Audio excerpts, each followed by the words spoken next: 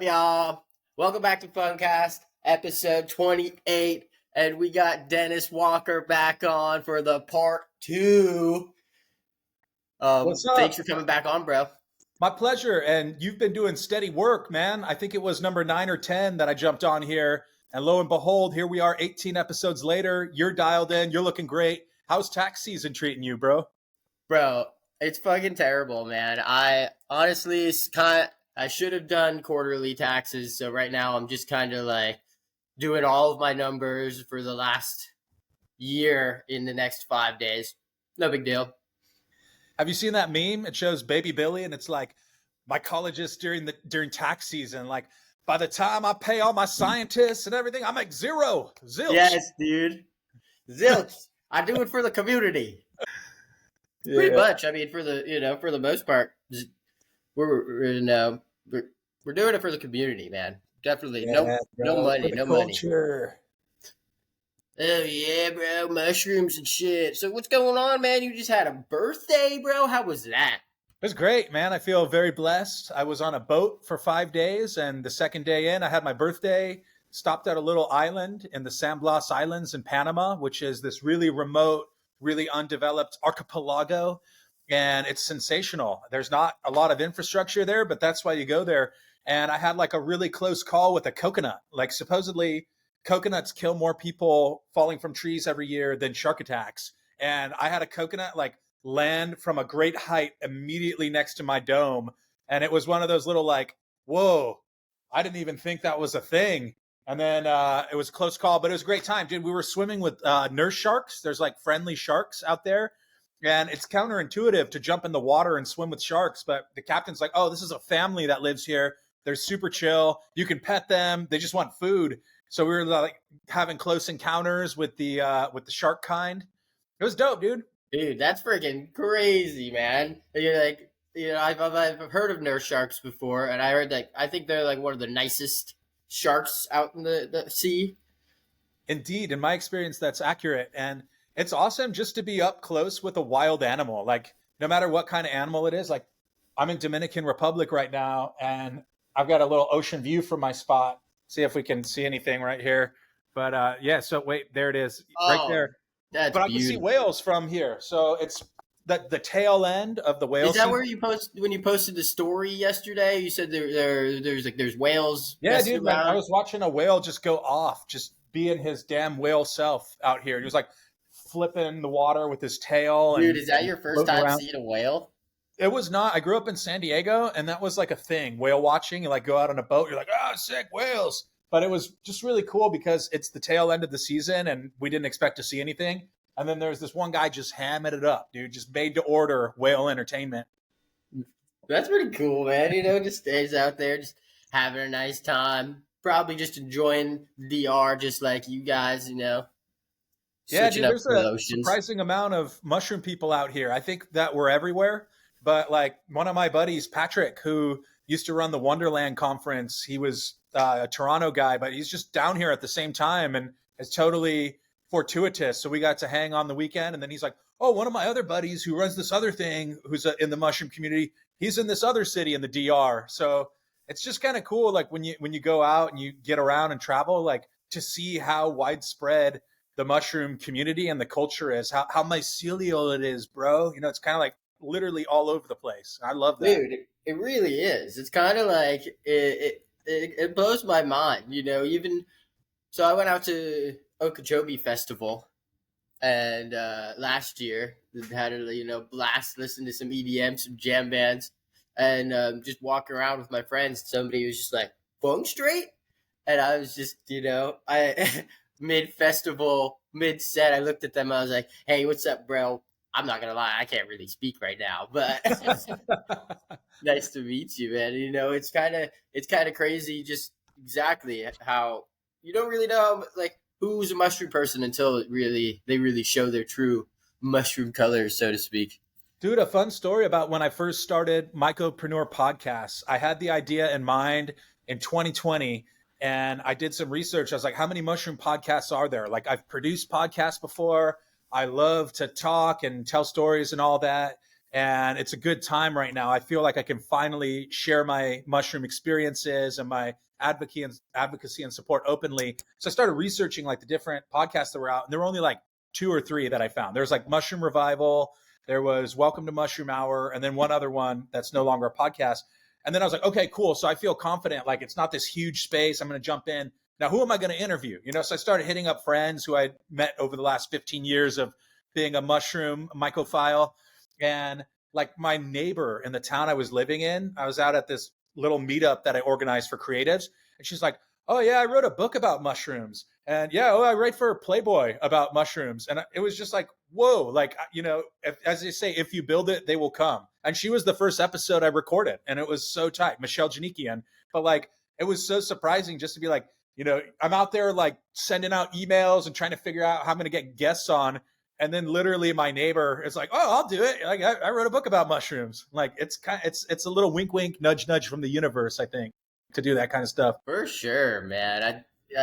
I feel even with this podcast, for the most part, you know, I was kind of, you know, I had a vision and I didn't know, you know, exactly what I was going to do, and I just started reaching out, you know, to some people, trying to get people on, and then it just seemed like overnight people started reaching out to me to come on, and it was like I feel like it was all due to the work of the community, because you know I could only ask so many people, but then when you know people are sending references, so this, that, and the third, next thing you know, you're in friggin', you know, a different country meeting up with somebody with similar, I guess, hobbies, right? Just due to that connection, the mycelial networks. Yeah, dude, I think it's a networking racket. It's just like you're catching up with old friends, you're making new friends, and the whole like I have people come on the podcast sometimes who just like want to sell stuff, and they're like going into their sales pitch. I'm like, okay, well, there's a room for diplomacy to like extend the platform to people and all that, but it's just way more fun when we're doing this, and you're just getting to know each other and like get to see you know who you vibe with, and you know that's how I want to do business personally. Like I only want to work with friends, and as much as possible, I only want to interview friends and produce content, like, because it just gets me stoked about it. It doesn't feel like I'm going to work. Like, you know, other people were hitting me up today. They're like, hey, can we meet? Can we do this? Can we do that? I'm just like, I'm in the Dominican Republic, bro. Like, I'm taking it easy. If I'm going to do any calls or any podcasts, it's going to be with homies where I'm like happy to do it, as opposed to like, oh, I have this formal engagement I have to do at 1 p.m. And yeah, that's not really my style, but you got to get the Matrix mentality dialed in sometimes, as evidenced by tax season. Oh yeah, man. You know, I mean, sometimes you got to do, you know, you got to do, got to. Well, first and foremost, always do your taxes, no matter what. Ladies and gentlemen, kids and everything else, pay your taxes. And then I think, yeah, from that, I mean, sometimes you do have to, you know, I guess throw on the suit and tie and, you know, talk the business, you know, solely for. I was having a conversation with somebody, and it was it's like solely for the people who the audience that is looking for that, you know, because there are different audiences for different styles, so to speak, right? And some people don't want to hear us just like chat about birthdays and like farts. Some people are here to, you know, talk about whatever's going on with the government and all the, you know, the official laws and regulations, psilocybin, and wash your hands with isopropyl alcohol. Yeah, there's a time and a place for all that for sure. Yeah, Jinx, you owe me a Coke, bro. That's my first ever podcast, Jinx. Oh yeah. Yeah, man, I'm down, dude. I'd love to come out and hang out with you and go to Okeechobee Festival or whatever else is going on out there.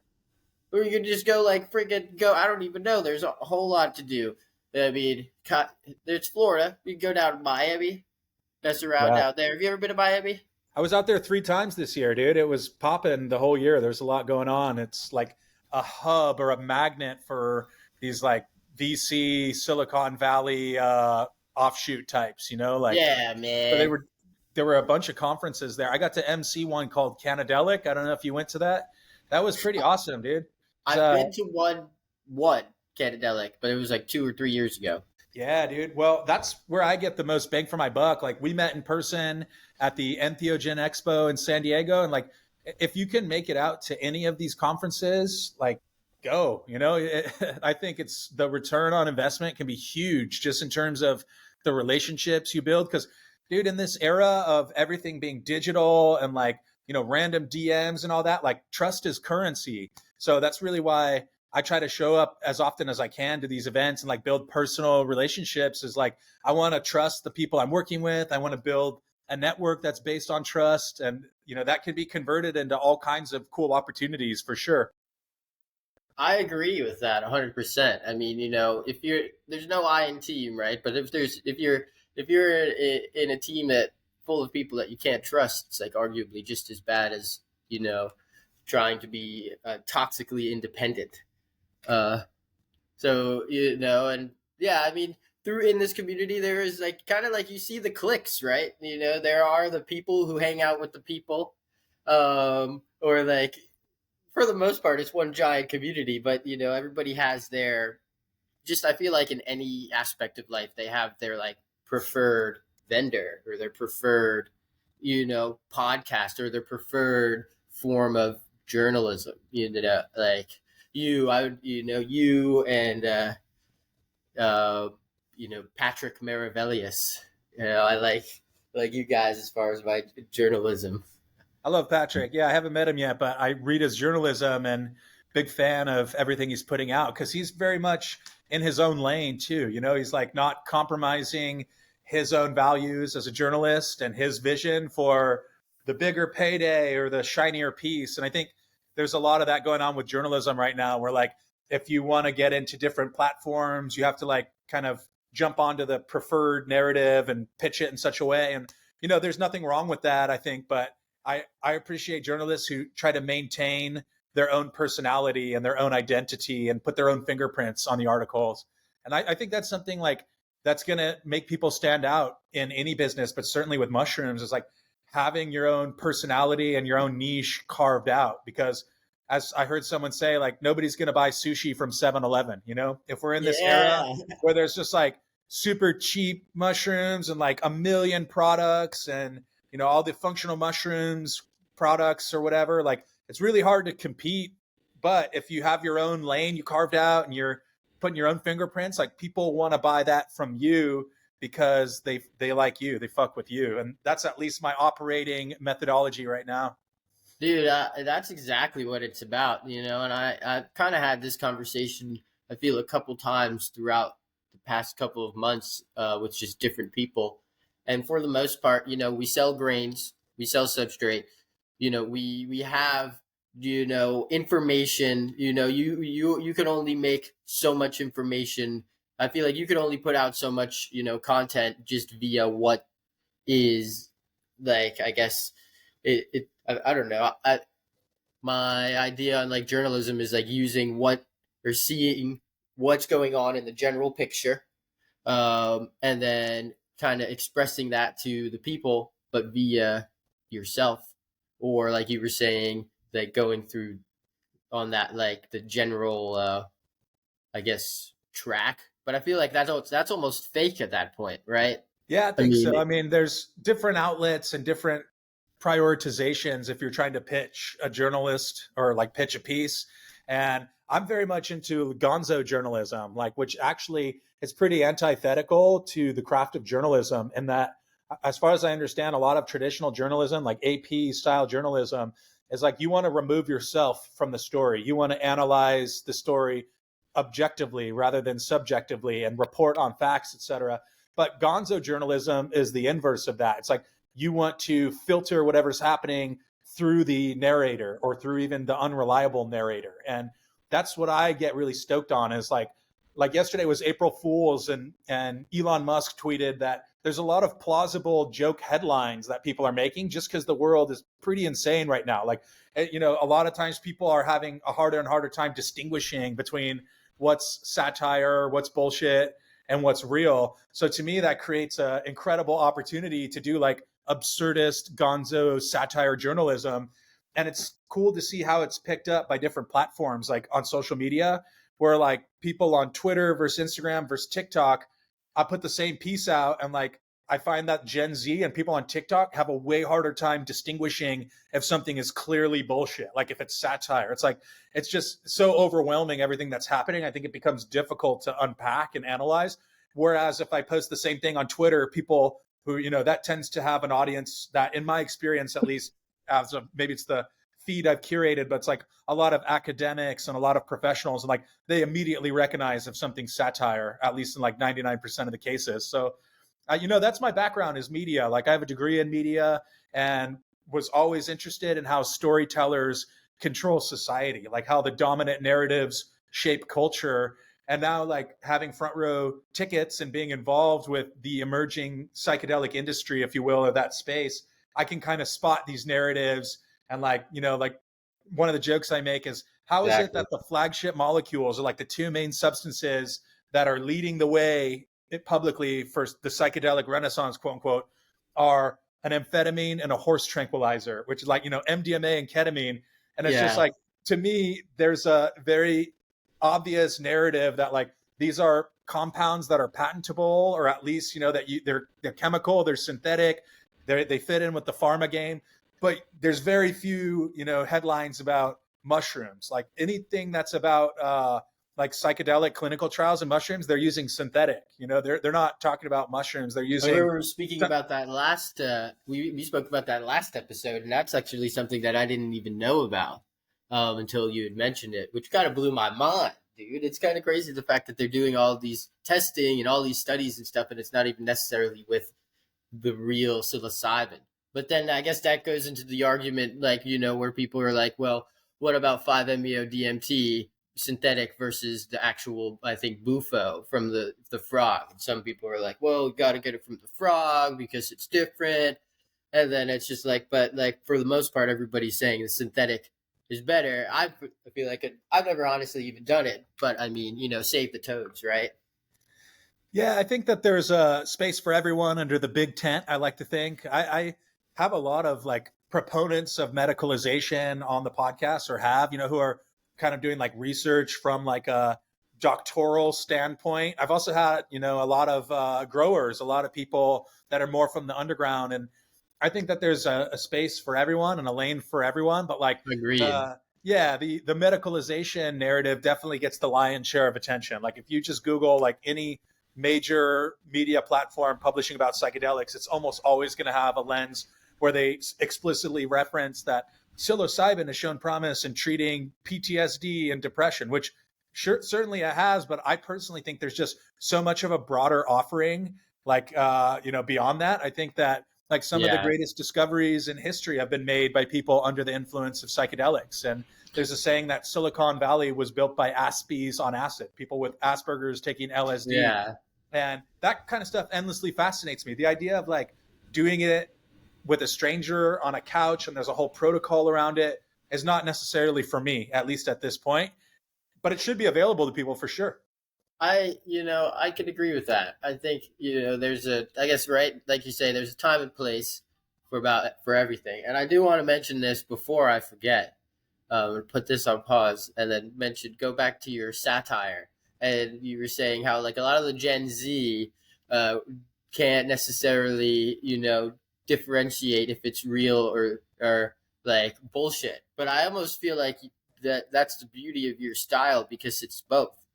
It's like you know what I mean? It's so real. It's like, but like you're only able to like accentuate those things so well because it's very much a real thing in the community that you're, you know, I guess, giving this content to, right? So it's like when you're walking around in your speedo and you're like, "Hey, what's up? How you doing? Yeah, I want a $900,000 order. I'll see you on Monday. Have with some caviar and champagne." And then you walk out in your speedo.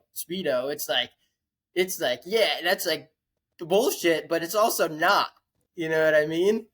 Because I feel like that's definitely 100% happening in the big corporate world. Totally. I went to school in San Francisco. I might have mentioned that before. And I was like front and center for the whole like one of the bubbles that was built with Silicon Valley and like all these tech companies launching.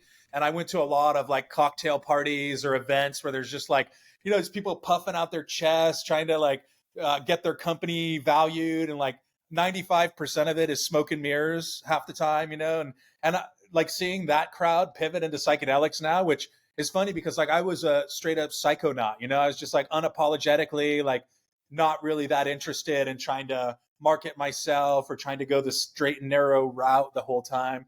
And a lot of those people that I crossed paths with and rubbed elbows with and worked with on some occasions were like totally uninterested in psychedelics. So like now it's like, oh, microdosing, I can, code a little faster. Maybe I can, be a little bit more of a startup leader. Like now it's interesting. So to me, it's like the gift that keeps on giving for humor to be like, dude, like, I don't know, man, that's not the message I got when I was doing mushrooms, that like, I want to be, slightly more corporate and more effective. Like, Yeah. yeah, I do my podcast is called Mycopreneur. Like I definitely get some flack or have when people are like, it's a mushroom entrepreneur podcast.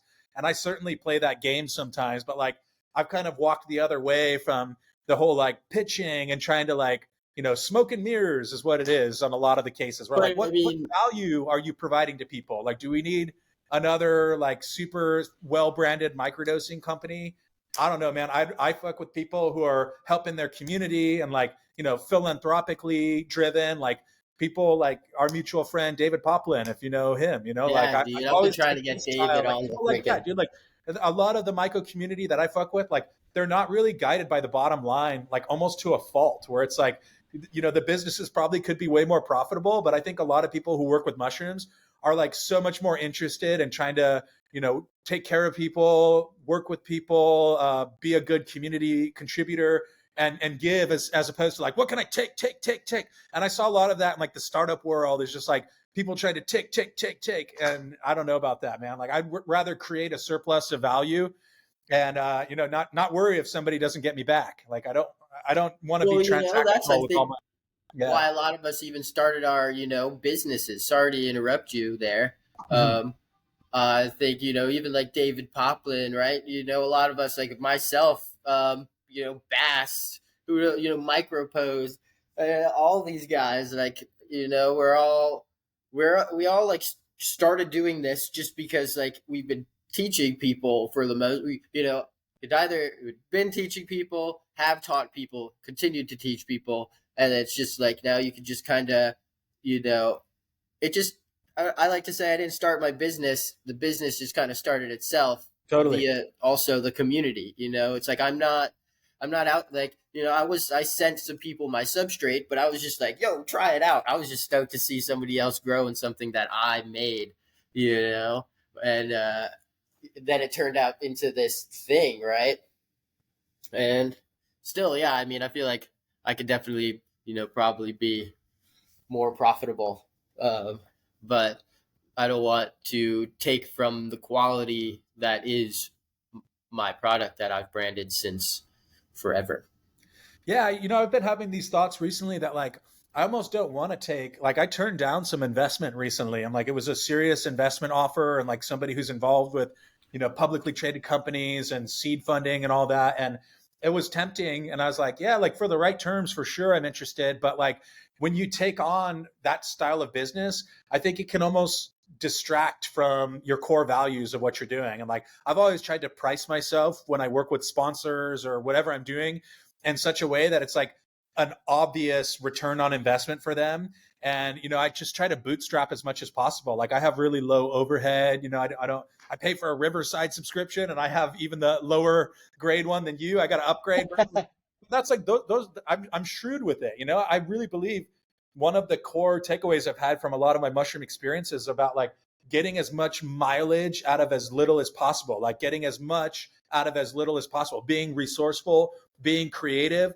And I think that when you adopt that mentality, which mushrooms have that, like they're very shrewd, they don't really let things go to waste. They like suck up Yeah. any nutrients in the ecosystem and They they're even like very dissolve shrewd. back into the, Closed loop. And the more you can let your psychedelic experiences or mushroom experiences inform the business, I think that's where I want to be at for my money. And like the message to me has never been like, you need to go get as rich as possible, as quick as possible. It's way more about like, I want to play the long game.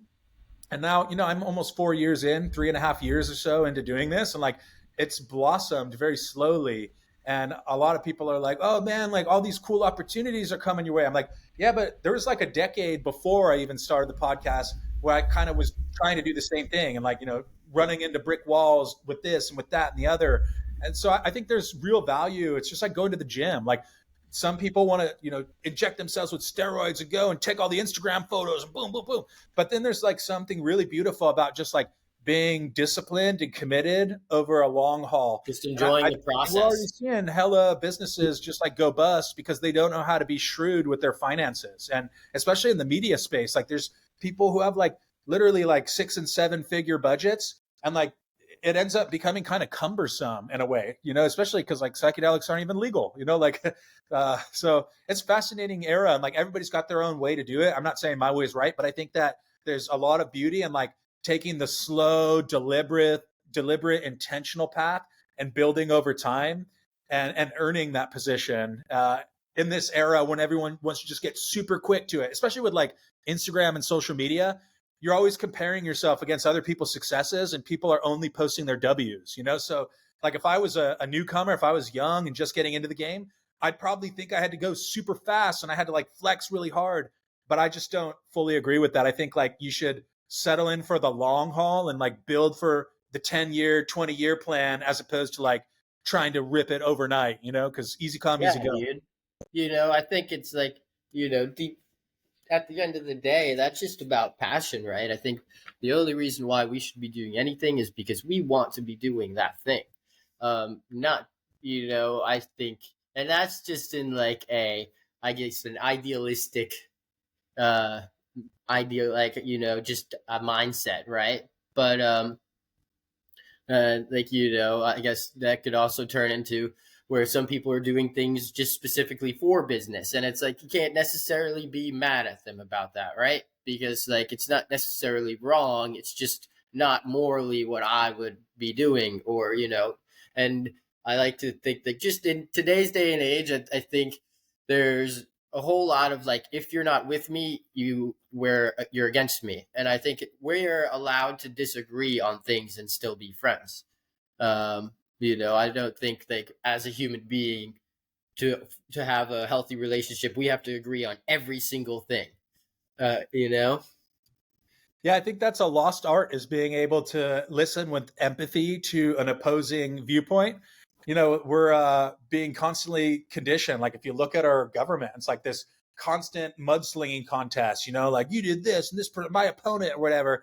But yeah, that's not how I want to live. Like, I very much feel like I don't want to criticize people, but I like to bake it into my satire, rather like if something triggers me, rather than me like going out of my way to try to criticize this person or this brand, which sometimes is warranted. I think sometimes you need to call out bad actors, but like that's not what I got into this for, dude, is to like tell other people that they're cutting corners or they're this or they're that. So I think I found a fun way to kind of package my critiques or whatever in a way that's like not so directed at one person. It's more about like the bigger picture where I look at like I read a piece that Sour Waves wrote, which you're probably familiar with. King Sour Waves, he was a yeah, for meme sure. lord, and yeah. So I read a piece he wrote for High Times just about like spray packs, about all these people in cannabis, Oh, with the right? nicotine packs. Yeah, just like creating these kind of fake products essentially with fake Instagrams, and they're built to move. They're not built for the end user experience. They're not like if somebody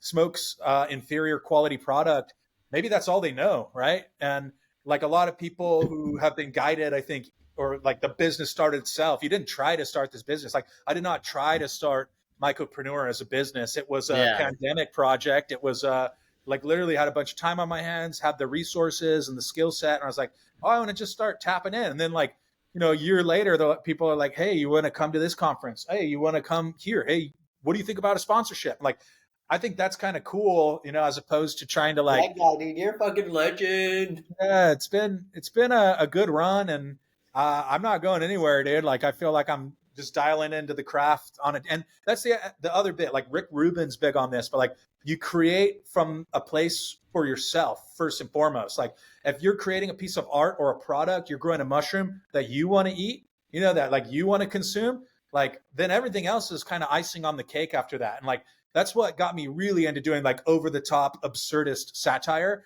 As like I just want to be like as weird as possible to myself in a funny way. And like when I try to write a skit, which is primarily, I guess, what I've been known for recently, is just like my first objective is to make myself laugh. Like if I can find a place of authenticity where it's like, oh shit, that's funny. Like that's what you know, that's what I want to put out. It's never to like try to please a target audience. And in a lot of cases, I end up just like alienating new audiences because they don't get it. You know, like if I wanted to go for low hanging fruit all day, I could certainly do that. But again, I think that in the long run, like developing your own style, your own niche, your own fingerprints, whatever you're doing, like that's going to translate to future continued success, as far as I can tell. Dude, absolutely. Going back to, your name, um, and how people said, you said that people were, because Mycopreneur, right? But I think I'm it's super perfect. broy for sure. I think it's perfect for your specific, style, because it is, Mycopreneur, but the way you've always presented it is so goofy yet so professional. So it's like, you know what I mean? It's kind of like you're hitting people with your style off, like off rip, from your username, going into it. And it's almost like a thing where like people don't even know what they're about to get into, because it's like kind of like the target audience that would be coming to Mycopreneur is what you're making fun of. And it's, going into that, like it's like not you're it's like the soft core trolling, right? It's like you're just kind of like putting something out there, and it's like if you get offended by it, that's kind of on you, and maybe you should do some, like, inner work, but you're not necessarily calling anybody out on that specifically.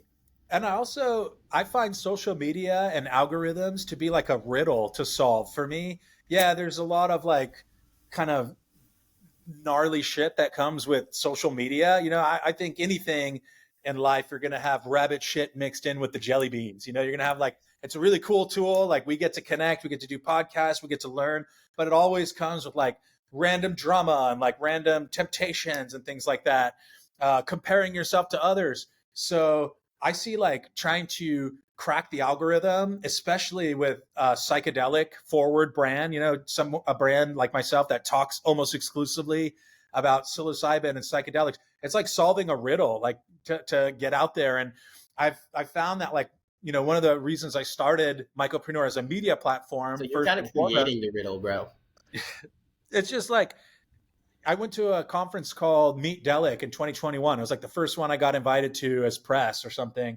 And I remember there's all these brands there, and they're all like biotech companies and drug development, like some underground brands.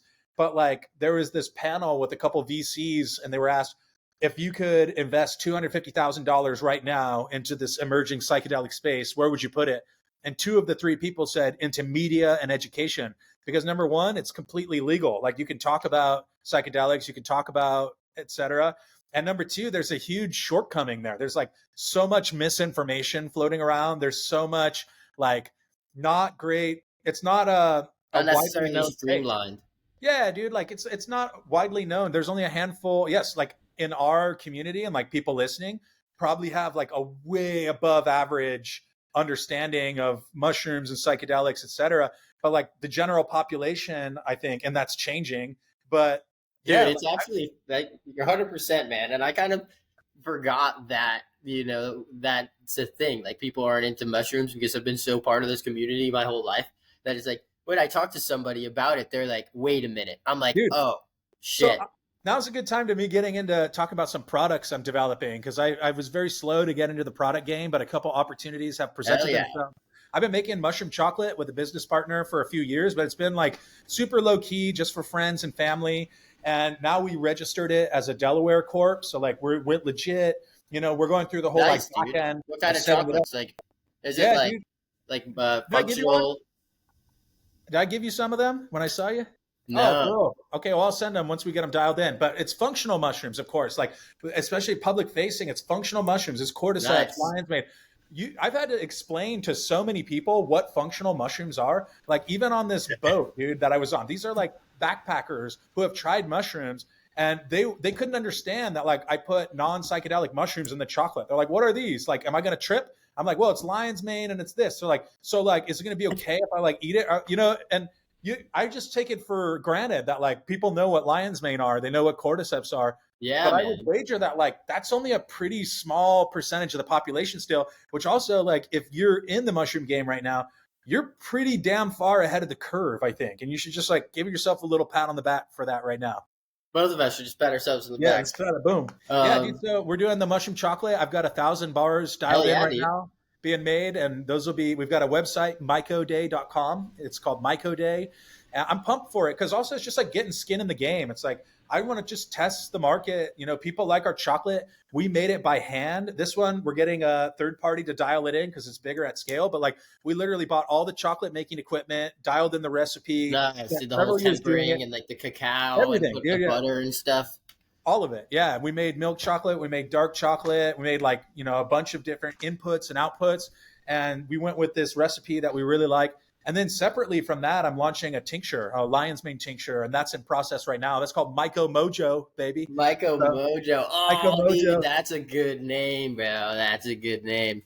Yeah, and I'm white labeling that with James from Performance Fungi. If you know Mike Tyson, Okay, many yeah. people know him as that. So it's coming out of his facility. I don't really want to grow and produce and make my own products simply for the basis that the whole point and premise of my podcast when I launched it and my business before that I've been running with my wife for a few years, which is also media production, is to be location independent. So that was always my vision, like to be able to create a brand and a company where it didn't matter where I was. And I don't have like a huge facility at my disposal, employees. So it made sense to white label it because I'm pretty constantly on the move. And So when that's you how say I like white label, does white that mean label. like kind of like sourcing out the, Yeah. or Yeah. So you, basically, I'm doing or do like you all kind of like it's branding. almost like you're kind of doing collabs, you That's know? it. Yeah. So James is making the tincture, and then I'm doing everything else from my end. And you know, Nice. I would recommend that too. There's a bunch of people launching brands like that, and you know, I was actually like kind of approached. Multiple people were like, "Hey, we want to do this with you, and we want to do that." And I don't remember at what point it came to being a reality, but it's obviously not available for sale yet. It's being dialed in currently, but I'm trying to like set up the whole back end business structure. You know, the tax season mentality, right? Like right now I'm like, but it's fun. These are the little nuts and bolts that like I want to be able to educate people about, like how to start a legit business, and you know, not be guided just by like trying to sell some crappy product, but like create a cool product. You know, for the whole Yeah. value added, if you will, that Mycopreneur brings is like I just want to do education. That's like my main priority. So like I want to educate people about the benefits of lion's mane. You know, I've been giving my mother-in-law some lion's mane, you know, from Mushroom Revival. Alex is a friend of mine, and various. So, anyways, like I want to give it to my elders and my family, and turn people on to the benefits and do content marketing, dude. Like you know, I love being out here in the Dominican Republic. I have some videos where I like gave a bunch of Bedouins in Jordan. I was like camping in the desert with some Bedouins, and I gave them cordyceps from my friend Eric Mueller, Mueller's Mushrooms. And these people have like never heard of cordyceps. And it's just so fun to like film their reactions where they're like, "What is this?" And I'm like, Yeah. "Oh, it's cordyceps, bro." Like, huh? And then you know you're showing them, and like, I want to do more of that stuff, dude. I want to like be a diplomat It's for like those mushrooms. videos where they like bring like Kit Kats out to like tribes in like Africa that have like, you know, and they're like, "You want to try a Kit Kat or Swedish fish?" And they're like, "What? Hell yeah!" It's like you already know. Yeah, I it'll be mean, fun, dude. Yeah, are you? How long you in Dominican Republic for? Is it? You said this is your last day? I'm leaving tomorrow. Yeah, so it's my last day at the resort. I typically never stay at resorts, but we were in Colombia. The whole birthday trip was like from Panama to Colombia for 5 days on a boat, which is actually quite affordable. Like it sounds crazy, but it's like $700 for all 5 days per person, and that's like Dude, it's not bad at sailing, all. meals, everything, round trip, transportation from your hotel. And I had That's a really friend who cool. did it a few years ago, and he's like, "It's fucking awesome." However, I will say, like sailing, at least the way we did it, is not a luxury cruise. You know, like it's hot. There's no cell phones. seasick, the boat's, rocking back and forth, but like, it was something I wanted to do. I've always wanted to do it. We did it. Dude, speaking of what we were talking about, let's talk about the speedos, Yeah, dude. bro. Let's get it. So what's up? I know you're coming out with a line of speedos. I'm stoked. I'm definitely getting one. So when Yeah, you that's made gonna that post, drop it was one of these days. I'm kind of biding my time with it because I don't I want to like find a good deal for everyone involved. So, but the whole backstory on that is like probably like 2 years into the podcast. Randomly, I don't know if I've shared the story before, to be honest, but I went to Brazil with The Last of Us, the show, like the Cordyceps show, yeah. and my wife was doing PR for them, like really randomly. She does contract What? work That's with pretty cool. PlayStation, and the first project she did with them, they sent her to Brazil, to Sao Paulo, to Comic Con, and she was doing PR and working directly with the main cast and crew. So like Pedro and Ellie, I think is the girl in it. And I just totally like rode their coattails and stayed at the hotel. They put us up in a 5-star hotel. We had an expense account, and they actually hired me for half of a day to like go run around and buy random shit that they needed, like zip ties. Nice, dude. That's Yeah. fucking And I was sick. like, I worked for like 3 hours. I went to a mall and bought zip ties. I'm totally listing myself as like an associate producer, I'm Oh like, yeah, yeah. But just anyways, out, dude. so we're like in Sao Paulo, and then we went to Rio de Janeiro for 4 days because like we're already down there. Might as well extend and spend some time in Rio. It's only like a couple hours away. And at the hotel, they had speedos, and like I didn't have a swimsuit, I don't think, or maybe I just like wanted to wear the speedo. And I filmed one little comedy video wearing this speedo because I thought it was funny. And then it just like blew up, and everybody's like, "Oh my god, this is hilarious! You're a genius!" And I was just like, all right, well, give the people what they want. And I think it just comes back to that sense of like everyone's taking themselves so seriously all the time that when you see this like total goofball in a speedo, like you can't help but like look twice, and like especially like you're scrolling through the timeline, you're like, what the hell is this guy doing? So, and then I realized like if I wear the speedo and I like criticize or like talk shit to like these corporate types, they can't really get mad. It's gonna be like, what are you gonna sue a satirist in a speedo? Like that would be such a bad look for your brand. Like, so and I typically try to only like go after like billionaires or like huge public figures. Like, not really interested in like slinging mud on peers at any point. But it's Yeah. true. It's just like if I am doing this like pointed satire that's a little bit over the top, like really hard to get mad at someone in a speedo. I gotta say, although people have done it. Yeah. Yeah, I mean, I think what I've learned over the years, and I kind of recently, I feel like learned this lesson about social media, is that like the hate is just always going to be there, no matter what. Like if you're like posting some like shitty shit, it's gonna be like extra bad, and like you're definitely gonna get like banned or something. But like at the end of the day, like I've noticed that no matter what I post, there's always going to be one person who's just got something to say, and then I've just come to accept that like they just have some more serious things they need to deal with, and it's not me, it's not you. It's like it's not me, it's you. It's super important, I think, to learn, which I still have to learn this sometimes, but like don't take things so personally. I think like if you can get past that and be like, oh, this person said some really horrible thing to me that like triggered me. Well, I'm not going to take it personally. Just like, I think one of the biggest flexes you can do, I saw someone do this, is someone was talking shit to them online and they just said, hope your day gets better. Haha, something like that. It's just like a big flex. Like, I'm not going to return fire here, dude. I got other things going on, like there's that old saying, like, if you argue with a fool from a distance, nobody can tell who's who. Yeah, and I feel like we've all kind of. I know I have. I've been in an argument or a situation like that, and like thinking back now, it's just like silly, uh, silly times, man. But Living what are well is the your best revenge, right? Like, if you even want to call it that, just like living well, being at peace, having a good circle, like, no amount of hating or reciprocating on hate is going to fill that void, right? It's just going to get like more and more bitter, I guess. So, yeah, dude, that's where I came back to like the comedy and the satire. Like, I still get triggered all the time, but usually by like systems more than people. Like airports drive me nuts, dude. Like going in Like they just drive me nuts, just like getting searched and subjected and like wait in line and like the whole like authority It's complex. Like, like I feel like airports make me. I'm genuinely just afraid. Like even though I know I'm not doing anything wrong, and I know I don't have like anything on me, but having to go through TSA and do it through the whole situation puts fear into my body. yeah, dude. But like, I just started whenever I find myself like losing my temper or my composure or whatever, like, I'm like, this is a good time to channel this into some jokes, into some comedy. And that's like when I've written some of my best materials, like when I'm, essentially transmuting anger or cynicism. I think like a lot of really great comedy comes from a really dark place. Like, I love dark humor, like, absolutely love it.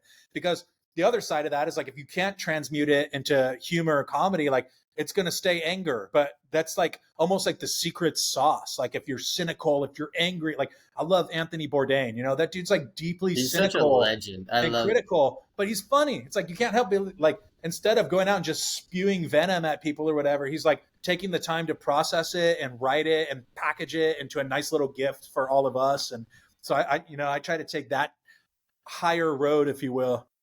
Well, I guess that is the like, expression, right? You're at the end of the day. This is how we express ourselves, one way or another. We all slip though. I definitely still slip up. Like, especially I feel like there's a lot of it's a fine line, especially online with like debating someone, which I try not to even debate anyone. But like increasingly, I like if I drop a hot take or something, I've been like stress testing it with Twitter because Twitter has way more of like an academic, medical, PhD community. I've been So meaning to ask. Do you yeah, feel like, or like, say you were to post an article across the board on all the social medias or like in like the pages and stuff? Do you feel like how like there's like political kind of like the politics? Do you feel like the politics affect uh, your content either negatively or positively depending on where you post it? yeah, I kind of intentionally try to be as like cryptic and ambiguous as possible because I'm more interested in like the observation and the nuance rather than trying to like drive home a political point. But as an example, I kind of wonder if this is going to happen. I did like these satirical headlines today on Instagram and on Twitter, and some content like I know it's going to do well, and I could just do that over and over and over, and it would do well. Like making fun of like white shaman, making fun of like goofy like guru characters, Yeah, making fun of like corporate psychedelic. Like that's pretty much always going to do well. But like I like to push it a little bit and like I was up at night last night and I was just like, damn it, I wish I was asleep right now. I'm up, it's like 3 a.m.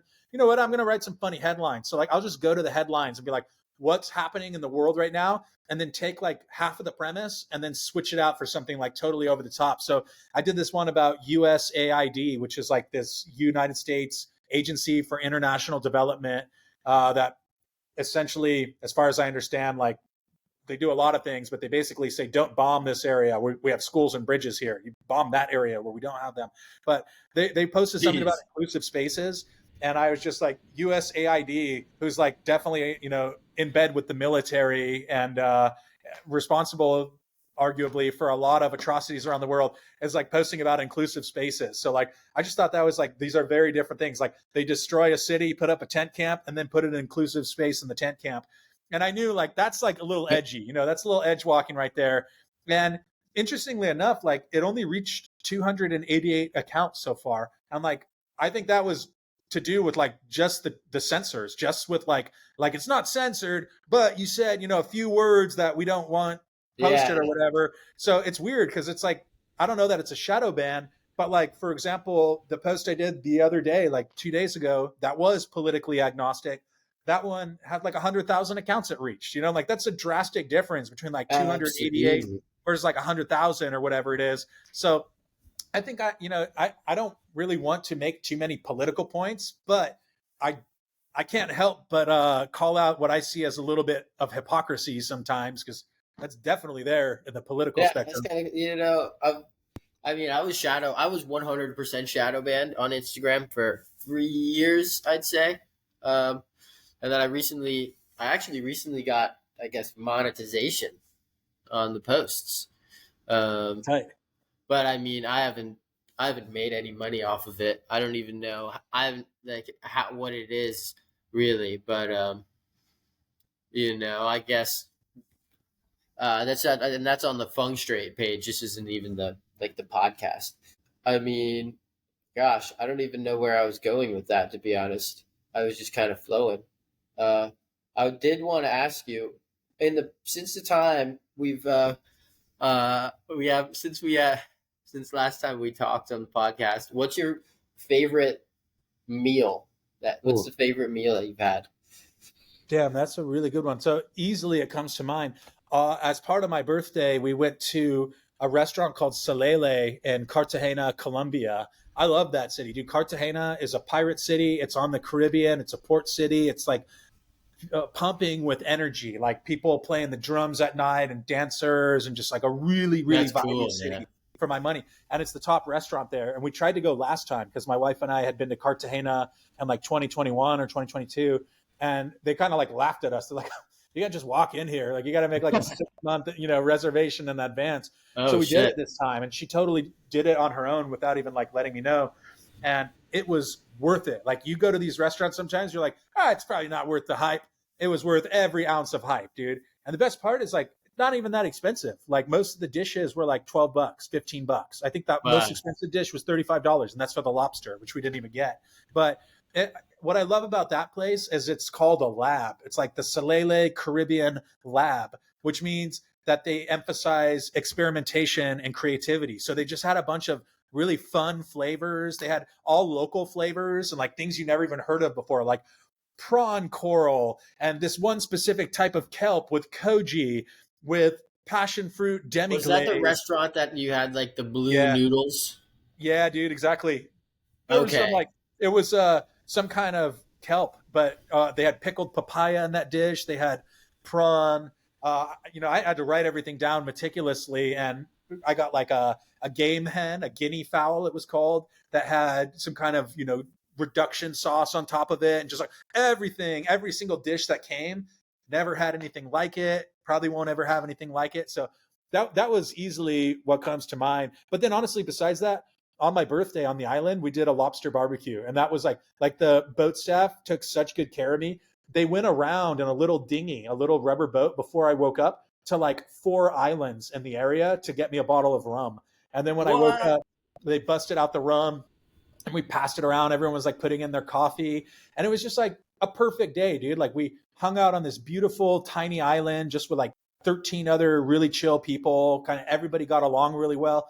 And then we had a lobster barbecue at night. We played volleyball, and we ended up like doing the limbo under palm branches next to a bonfire, and just like vibing completely out. And that was for me, it's not just about like the food with the meal, it's about who you're with, the sand beneath your toes, like the vibes. That atmosphere is huge for a meal as far as I'm concerned. And yeah, it was great. How Absolutely, about you, man. man? What's been your favorite meal since we talked?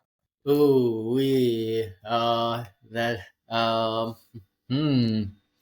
Well, I recently just made some I just like kind of like grilled a ribeye, but I Tight. used a bunch of so I have Uncle Fungus's like gourmet salt, Oh yeah, you do.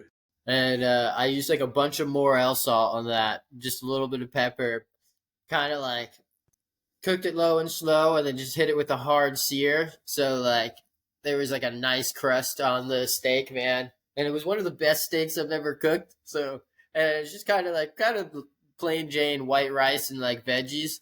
Um, I haven't really been out exploring too much. Kind of around these times, I kind of hunkered down and do the taxes. Totally. Yeah, there's a huge cost that comes with being kind of nomadic, and like I've done that for the last few years and did it a few years before that. Like basically I had an apartment in San Diego. I was married already. I was teaching high school, and then just like the rug got pulled out from under me. It's like my school let me go. I had like letters of recommendation. I was doing consulting with big projects. They were just like, What were "Hey, you you teach teaching? multimedia." That's I was cool. teaching multimedia to freshmen. It was like super chill gig. It was a hippie school founded by Bill Gates. No homework, no No, tests. Just like see, the ideal scenario in a lot of ways. Of course, it's hard to teach youth though, dealing with like 35 fucking 14-year-olds, just like it was brutal, but Yeah. huge upside. But they were just like, yeah, we're downsizing, like we're gonna move some chips around. So they let like 30% of the staff go. So I was like, okay, there's my like full-time job and my salary. And then within like 10 days of that happening, our apartment complex got bought up by developers. So everybody got a 60-day notice that they had to leave. And I was like, okay, wait, so I just lost my job and my apartment. Like, okay, I'm young, we're resilient. We had a side business. It's not like I'm like destitute, but it was so hard to find another good spot to live in San Diego. It's like such competitive, as you probably or lots of people can relate to. It's like we'd go to look at an apartment and there'd be 200 people looking at one Yeah. spot, Yeah. It's and there'd be competitive. people like, oh yeah, we'll pay you today, first and last month's rent plus 30%, and like that kind of stuff. So we're just like, dude, I can't deal with this. Let's go live in Mexico. And I was born on the border. I've been crossing the border since the early 90s. Grew increasingly familiar with it. Long story short is like, it's a great lifestyle for a lot of reasons. Get to move around, cost of living is better. I speak Spanish, but like you are uprooting Do you yourself speak from. fluent Spanish? Yeah, I'm pretty fluent. I would say like if I go to like a legal meeting or something, like, I bought property there, I'm going with the interpreter. But like just for everyday life purposes, like, yeah, I'm definitely fluent. That's really cool, man. That's really cool. I mean, it's like that. How do you? You're such an interesting person. Just moving out to Mexico. There are not a lot of people who just do that. So you permanently reside in Mexico for the most part, outside of like traveling and you Yeah, dude, know. I've got a spot down there and I bought a property and I don't know exactly what we're going to do with it, but it was a great opportunity and a nice location in the town that we love. And yeah, I think like, it's not for everyone. That's for sure. Like the power will go out, the water will run out. Like you have to deal with things, but like the trade-off's worth it for me. Like I like where I live. It's also like a magnet for a lot of artistic types and very cosmopolitan. I kind of feel detached from like the whole expat bubble or like, the whole like it's very easy to move to like Tulum or whatever, and then you only surround yourself with other Americans. And I get that Uh, longing for a sense of home, but like I've made an effort to build inroads to the local community, like support local organizations. I work with a mushroom organization down there. They're all local, born and raised, and like one of the leader of Fungaria, it's called, just asked me to officiate Bulgaria. his wedding. So like that feels really good, as Ah, a that's sense of cool. I've been intentional about, yeah, learning the language, making friends, supporting projects. And I think like if I'm going to stay somewhere, like I want to be part of the social fabric of the community. I don't want to just like come in, and like when I lived in Yeah, Saudi Arabia, that was my first gig out of college. I was a teacher in Saudi Arabia for 6 months. And like most people just live in the compound and they never that's rad, interact with the man. local population, dude. And I was like out there hanging with people, going to soccer games, going to barbecues, traveling around. It's way more fun than like being all stuffy in the compound, only hanging out with British people and Australians or whatever. Dude, this goes back to I guess I'm going back to return of investment on things, right? As far as like going to events and just the whole.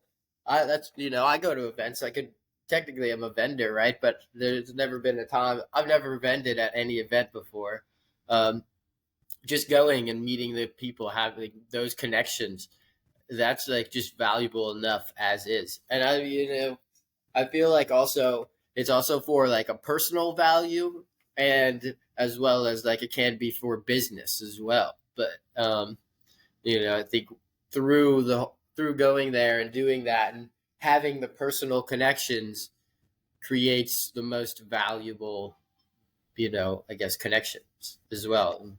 Totally agree. Totally agree. And conferences are great for that. You get to meet a whole bunch of people and like you can tell really quickly like who you vibe with. And like some people it's like, I don't know if we're gonna, fit well together on a project. And like and also some of these things take like years, but you plant the seeds there where it's just like, I met this person and then this person's friends with this person. And then next thing you know, they're like looking for someone to, tack. Like I just had a really dope call this morning and like got offered a really incredible forthcoming opportunity. And that was based on, friendship I developed over multiple years where not even like looking for business, not even like trying to do something. It's just like, oh, who would be good for that position? Dennis would be good. And next thing you know, you're on a call. It's like, dude, you can't really do those things with cold emails. Like it might work once in a blue moon, but like funny enough, now that I do have like a little bit of credibility, I guess, and like people will like send me their pitches and stuff.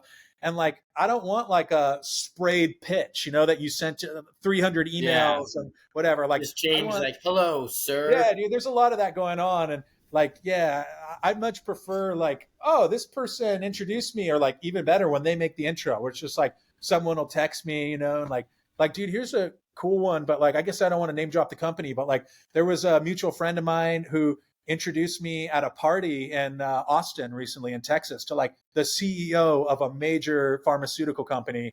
And we were kicking it in the garden. And I was just like, yeah, this is what I do. They kind of knew who I was.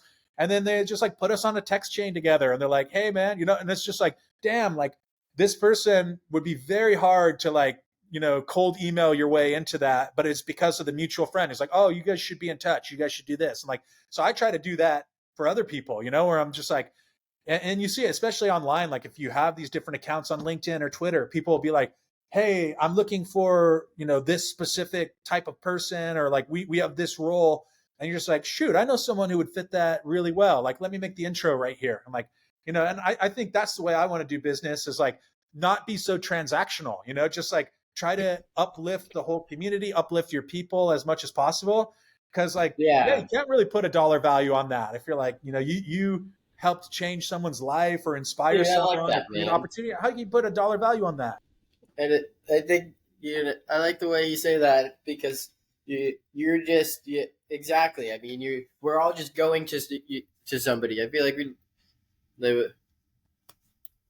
Hold on, let me reset my brain real quick. Don't try too hard, bro. I'm not even, man. I'm not even. I just kind of ate a pretzel. Yeah.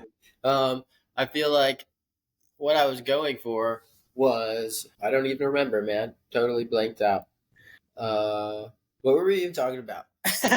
I just think like networking is cool, but like there's Yeah, a way dude, to do things networking. organically. There's a way, and the And conferences are super fun. oh, Like dude, there's, yeah, dude, like exactly. you went to What the I can't sewer party. remember. I didn't Sorry, make I'm it gonna to that, finish. man. You like legit went to a sewer party when you were out in San Diego.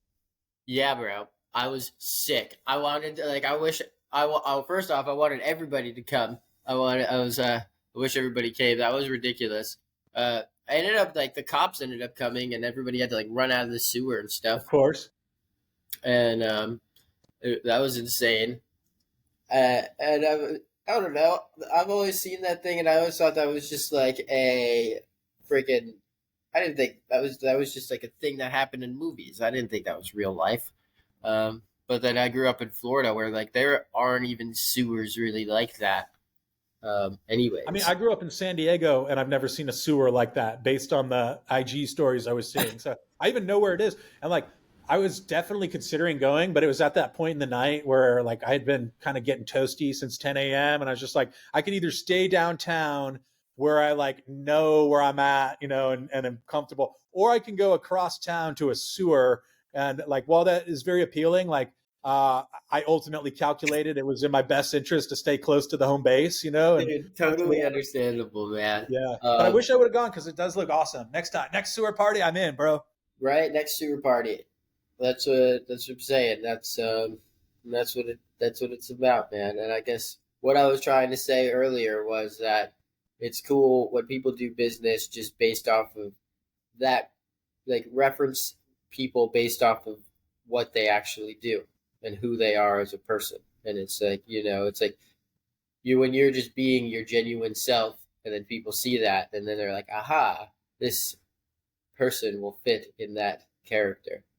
When it's dope, I'd like to flip the tables a little bit and be like, do I want to work with that company? I think we're so like conditioned to try to like pitch ourselves to other people that it's nice to flip that around and be like, maybe that's not even a good fit for me. Like you can be picky, especially when you get your own projects popping a little bit, you can be like, who do I want to work with? And that's very important. I think that there's a tendency to like people just want to pitch themselves as much as possible, and like especially with psychedelics, like there's a lot of people doing that like spray mentality. I'm just going to spray 50 notes out there, and like maybe that works to some degree, but like I'd rather build with like certain people in the long run, and like film. It's like Survivor, it's like Survivor, like you form alliances and like temporary Yeah, alliances and all 100%, that. Like man. That's what I want to strategically partner with people, and it's all good. I just feel like for a lot of people who have been like doing it for a long time, we have a different lens of the value and like how we value things. Like, for example, I value my time and my freedom and my independence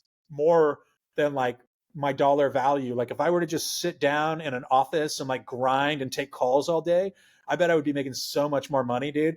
But as it's 100%, dude. just Dude, chilling, speaking of chilling. I'm time, gonna go man, hit the beach after I this, was gonna like say I don't want to like I know it's your last day in DR, man, and you're hanging out. Um, yeah, dude, I hit a nice 3 hour beach session, got a little like, got fried. I was like, it's my last day here.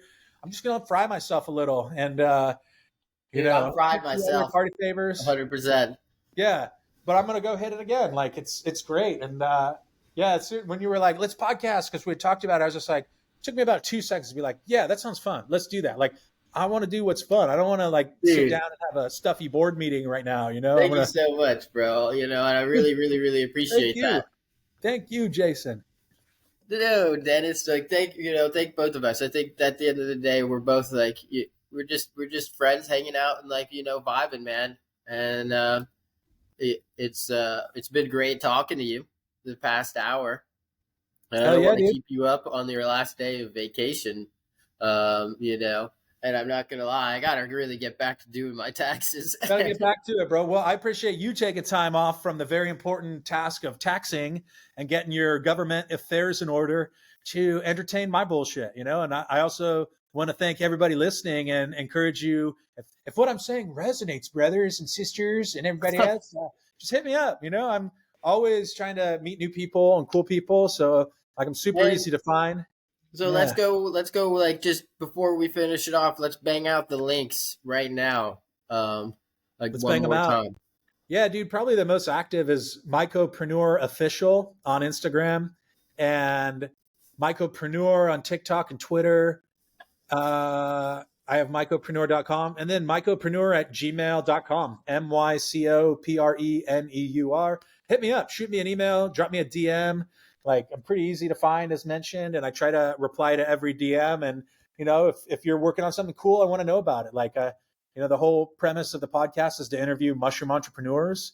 So if somebody's like actively, that's like the main qualification too. It's like, do you have a mushroom business? Like, are you working in some capacity in the mushroom space? Great, you're qualified. So, within reason, I would love to host as many people as possible. I plan on doing this for a long time. Dude, long time, and like I like to say, like I'm here for a long time and a fun time.